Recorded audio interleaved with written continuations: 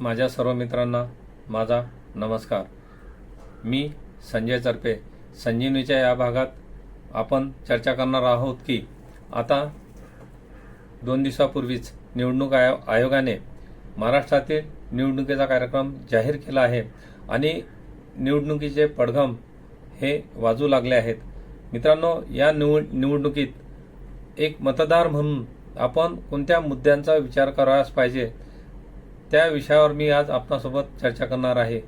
दिनांक 12 मार्च 1993 रोजी मुंबईत तब्बल 11 ठिकाणी साखळी बॉम्बस्फोट घडवून आणण्यात आले होते आणि त्या साखळी बॉम्बस्फोटमध्ये 257 निरपराध मुंबईकर बळी पडले होते, तर 700 पेक्षा जास्त मुंबईकर हे जखमी झाले होते.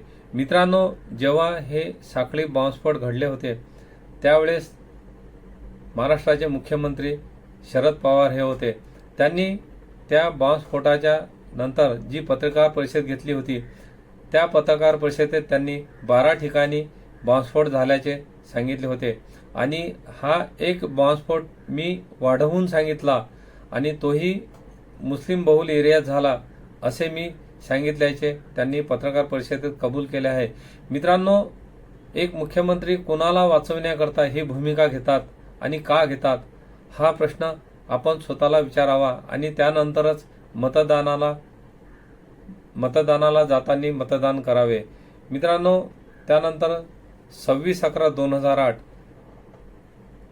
पाकिस्तानी अतिरेक्यांनी मुंबईवर हल्ला चढवला होता आणि या हल्ल्यात तब्बल 166 मुंबईकर हे मृत्युमुखी पडले होते.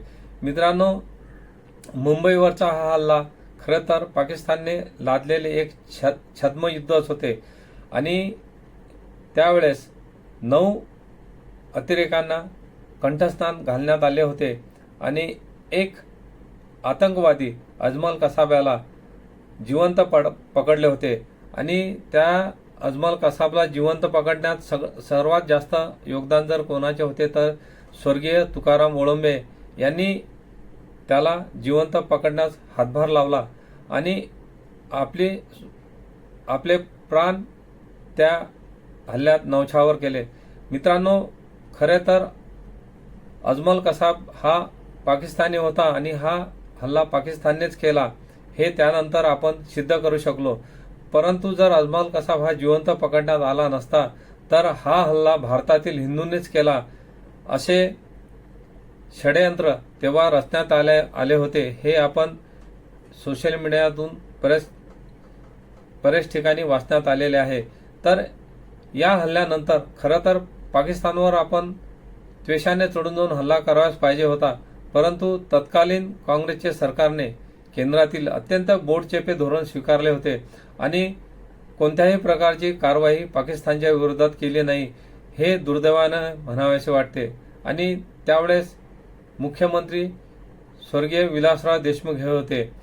तर मित्रांनो, असे बोटचेपे धोरण स्वीकारणारे आपण आपल्या राज्यावर आणणार का?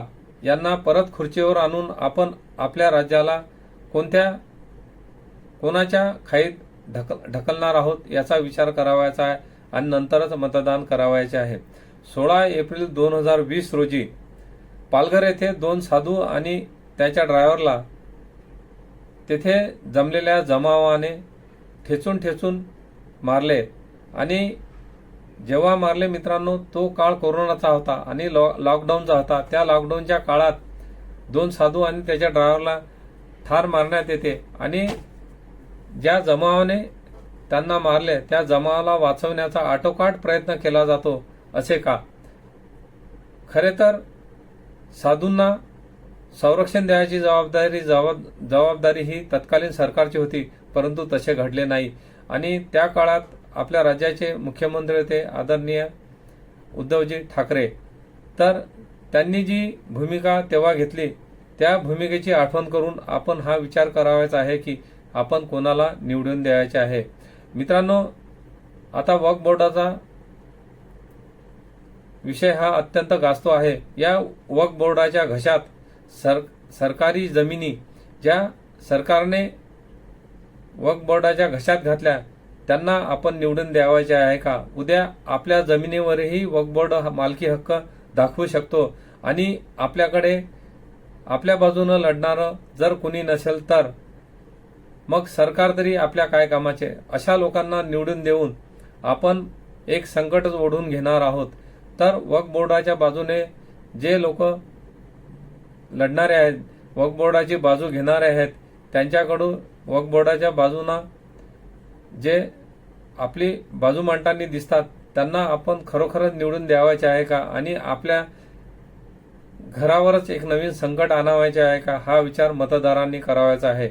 मित्रांनो, समुद्रातून शिवस्मारक हे 1996 साली मनोहर जोशी यांच्या काळातच बांधण्याचे ठरले होते. परंतु मनोहर जोशी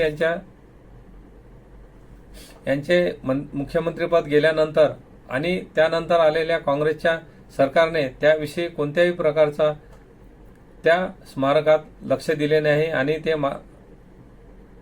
ते स्मारक होण्याचे रखडले. मित्रांनो, जेव्हा ह्या स्मारकाला पुन्हा उभारणी करता ठरले होते तर त्या स्मारकाच्या विरोधात जे लोक कोर्टात गेले, ज्यांनी कोर्टात रीट दाखल केल्या, ते कोणत्या पक्षाच्या सावलीत उभे असतात हा प्रश्न आधी आपण विचारावा आणि त्या स्मारकाला या लोकांनी खोडा का घालावा?